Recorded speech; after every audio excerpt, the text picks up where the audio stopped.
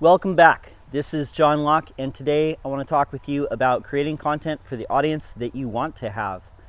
Now, this has been a topic of discussion in some of the circles that I run with lately, where people are they're saying we're getting traffic from pages, but it's not necessarily the pages that we want to get traffic from. I've also heard this from clients.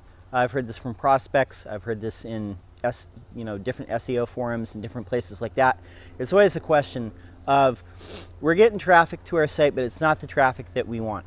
And there's a solution to this, and the concept is very simple. The execution is very difficult because you have to be consistent over time.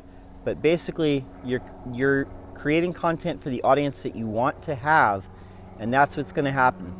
So I think particularly what happens, especially if we're making a blog or we're writing articles, and we're not used to doing this, is we're writing not only for our customers, but we're writing for our peer group. We're writing to impress other people in our industry. I've seen some cases where, people are writing for the people inside their company. And what I mean by this is perhaps you are writing articles, but they're really attracting your peers. They're not attracting your ideal customers, because the content that you're writing is more designed to solve the problems of other people in your industry and not necessarily your ideal clients or your customers.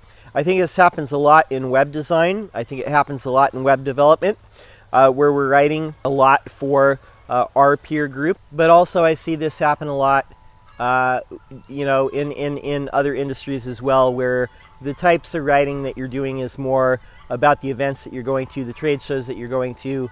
It's not necessarily your ideal customers are going to be interested in this. Your peer group is already going to be at those trade shows or those events, or they don't really care that you have a new vice president or a new CEO or a new head of this division. I mean, those things are useful too, as far as press releases. Maybe you can get some circulation in your local business journal with news like that. But ideally, what you're writing for and what you're creating content for are the common problems that your ideal customers, the people who are not savvy to the things in your industry, but the common problems that they're having. And I'll give you an example of this. For the longest time on my own blog, what I wrote were code tutorials, things like that, code snippets, and those still get a lot of traction. Don't get me wrong, I still get a lot of views from those weekly, but that's not necessarily the type of customers that I want to attract. And so what I started doing at first was shifting more into thought leadership around web design and web development, and that seemed to resonate a little bit more. But then also what I started doing a couple years ago was writing more about SEO, because I really wanted to shift the focus of what I was doing from web design into SEO. And so I really needed to show not only Google but my customers, my ideal clients, that those are things that I was knowledgeable about and things that I could help them with. So creating content that was focused on solving SEO problems. So I've done that for a couple of years, and I seem to be getting traction in that, but it takes time. And that's what I'm saying to you.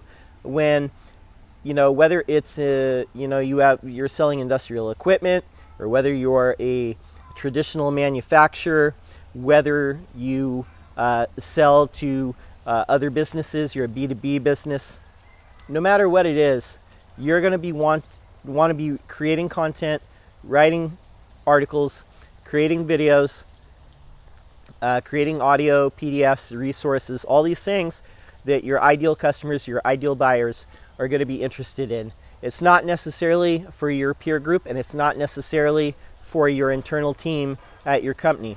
So keep that in mind. I hope that makes sense. My name's John Locke. My business is Lockedown Design and SEO.